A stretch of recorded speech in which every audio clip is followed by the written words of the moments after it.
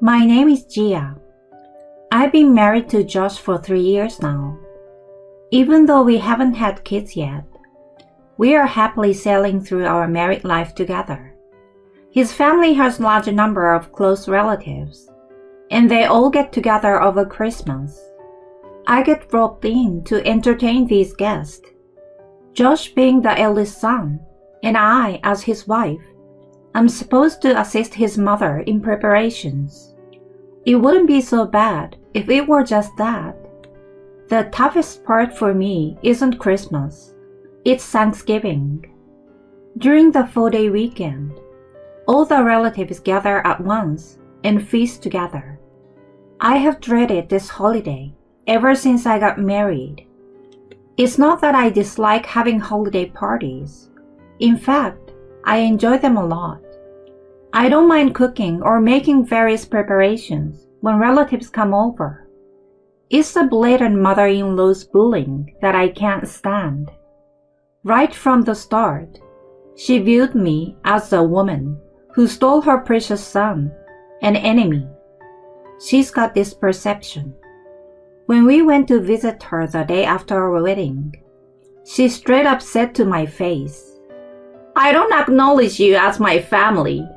Mark my words." Even I, someone who has thick skin, was stunned to say the least. I thought, wow, is she seriously that jealous of me? Since I understood I wasn't her cup of tea, I resolved to be as unobtrusive as possible.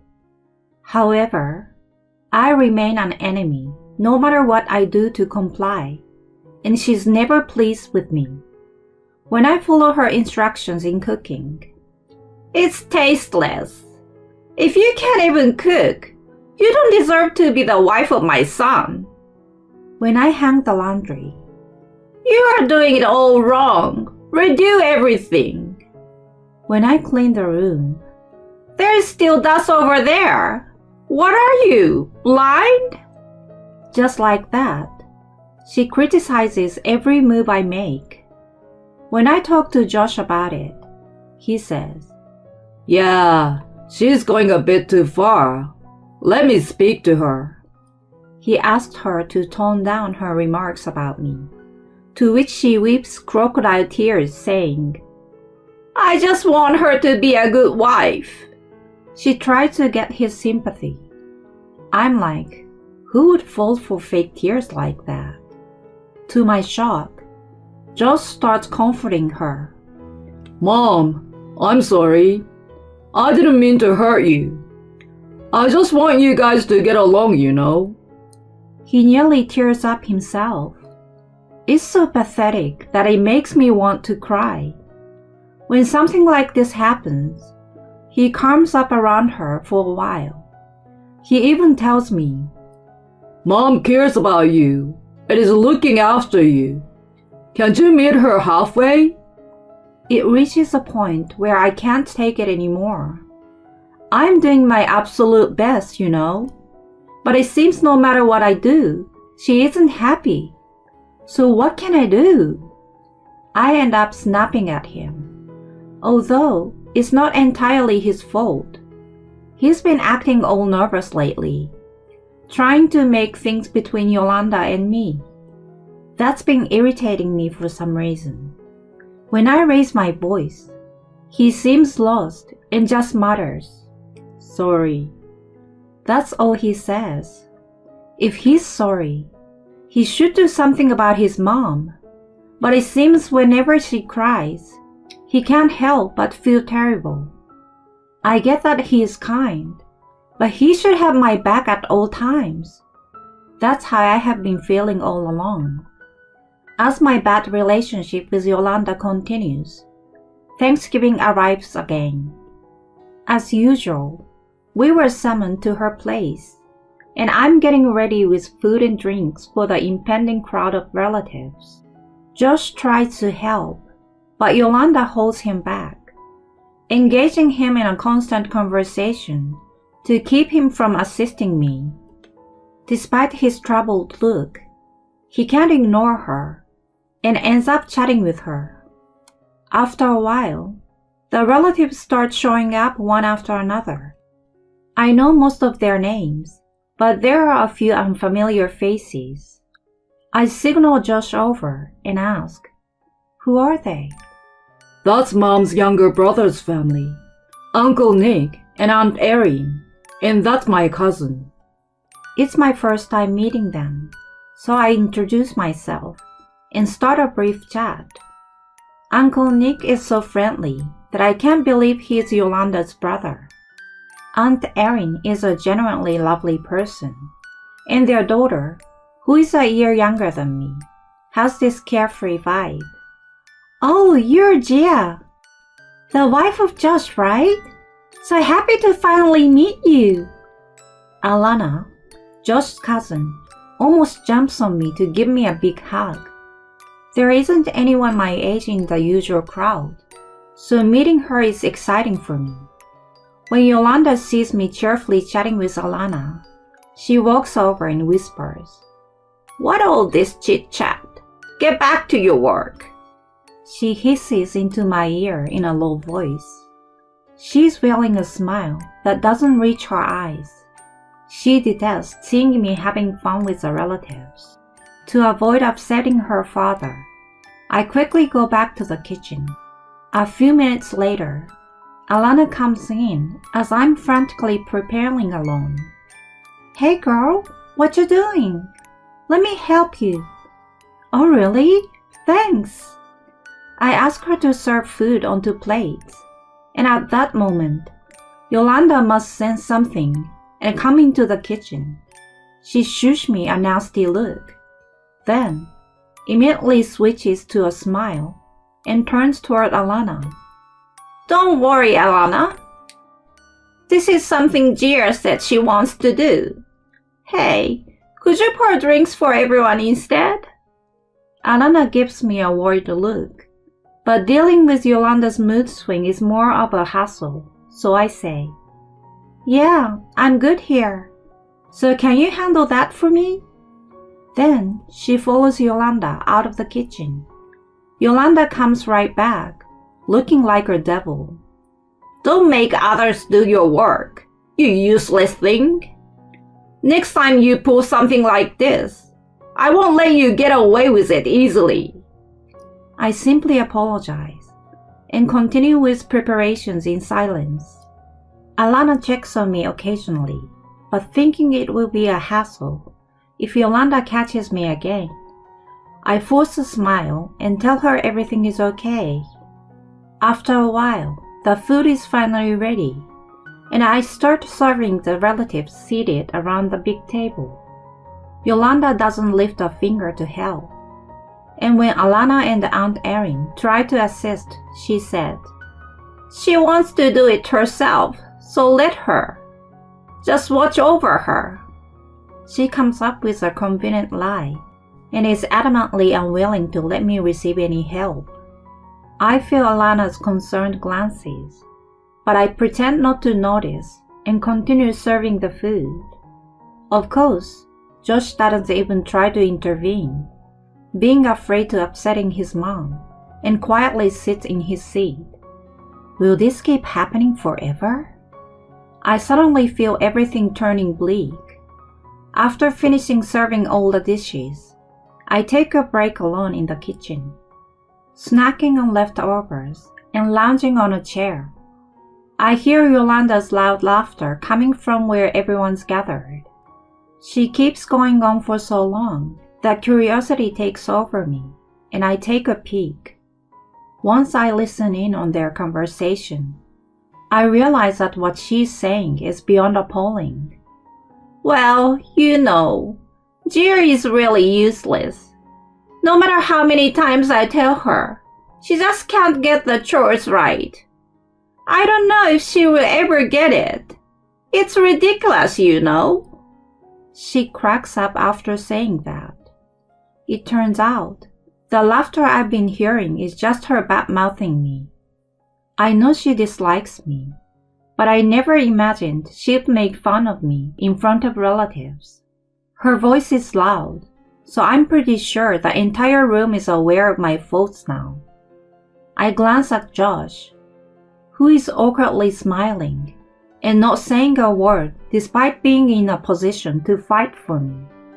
Why is he smiling? I can't help blurting out. The person who should have my back is just sitting there, laughing awkwardly without a protest. I'm incredibly frustrated and feeling pathetic. Yolanda keeps spouting one bad thing after another about me. She can't even hang the laundry right, so I always have to redo it. Cleaning either. There are always some dirty spots left. In the end, it's double the work for me. See, the food is kinda meh, isn't it? She doesn't make an effort. Even though the relatives don't seem genuinely amused by the stories she is sharing, they're going along with the mood. They laugh and nod in agreement. I feel for you. They sip drinks while listening to her bad-mouthing me. I can't do this anymore. I feel all the anger I've been holding back surging up, realizing I can't take it anymore. As I step inside the room to say I'm leaving, a spoon suddenly flies toward Yolanda with tremendous force. Oh my God! She barely dodges it, but it flies right past her head at incredible speed. She can't seem to grasp the situation, and everyone else freezes too. I'm also confused as to who threw the spoon. Then, someone speaks up. You have been spouting nonsense all this time. Who are you to speak like that? I turn towards the boys. Alana. She still hasn't noticed me standing by the door. She glares at Yolanda and says, Do you even realize how much burden you're putting on Gia? Making dishes for this many people all by herself is insane. You don't even let me help her and say she wants to do it alone. I knew something was off from the start. Yolanda is clearly panicking and blurts out, It's true. She always does things on her own. Alana finally notices me in the room and asks, Is that true, Gia? Well, even though I was seething with anger moments ago, I can't find the right words to say in front of everyone. Seeing me struggle, she encourages me. It's okay, Gia. Tell us the truth. I try hard to hold back my tears as I look straight at her. I never said such things. Yolanda always nitpicks everything I do and verbally abuses me. Hearing that, she stands up, fuming. Don't you dare lie! You're basically a useless woman who can't do any housework in the first place. Alana grabs a wine glass and throws a drink at her face this time. What the? Drenched in wine, she doesn't immediately grasp what has happened. She's completely stunned and frozen in time. Alana opens her mouth again and says firmly, Seriously, get real. Can you even handle preparing all the food for everyone by yourself? Can you even cook dishes this good? Despite Yolanda constantly picking on me, she isn't particularly skilled in household chores herself. If she claims she can, Alana might immediately retort with, Then do it now. She must sense it too, so she keeps her mouth shut. Then Alana looks around and says to everyone, And you people, just fake smiling and listening. Shame on you. You are all a disgrace as human beings. Having rotten people like this as relatives is embarrassing. Even if they didn't truly agree with Yolanda, they were indeed going along with her. Everyone is quiet and looking down, seemingly feeling guilty. Alana looks around the table and says, You all are supposed to be mature adults, but you can't even say sorry. How pathetic! She lets out an exaggerated sigh and starts walking straight toward Josh. She then grabs a wine bottle nearby and pours it upside down over his head. Looking confused, he's at a loss for words. How about that? Feeling refreshed now? Just so you know, you're the worst. Despite your wife always going through this, how can you just sit there like it doesn't concern you? Are you a statue or something? Should I toss you out like bulky garbage? Scolded by his younger cousin, he's thrown off balance. Well, I've tried telling my mom a few times. He tries to justify himself. If nothing changed in the end, it's pointless, isn't it? You can't even understand something as basic as that? You're failing as a husband. I feel so bad for Gia.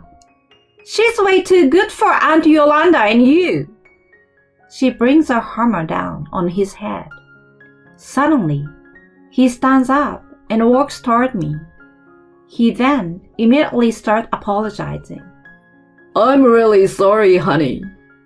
Stunned by his unexpected action, all I managed to say is, It's okay, don't worry. Alana comes over to me and grabs my arm. Come on, Gia, let's go grab something good to eat. So she takes me in her car to an Italian restaurant she likes. We talk about a lot of things, and I feel completely refreshed. Afterward, Yolanda and Josh apologized to me, and Alana gave them a stern scolding to ensure it wouldn't happen again. After the embarrassment in front of our relatives, I bet Yolanda won't pick on me anymore. Josh promised he wouldn't overlook it again, so this time, I will let it slide. If something like that even happens again in the future, well then, because of the incident, Alana and I are close friends now. We vent on each other and enjoy going out and shopping together. I'm truly grateful to her. My current position and environment is all thanks to her, you know. Since that incident, Yolanda stopped giving me a hard time and even started helping with cooking. I've reduced my visit to her place and kept a balanced relationship. I hope we can maintain this moderate distance and continue our good relationship for a long time.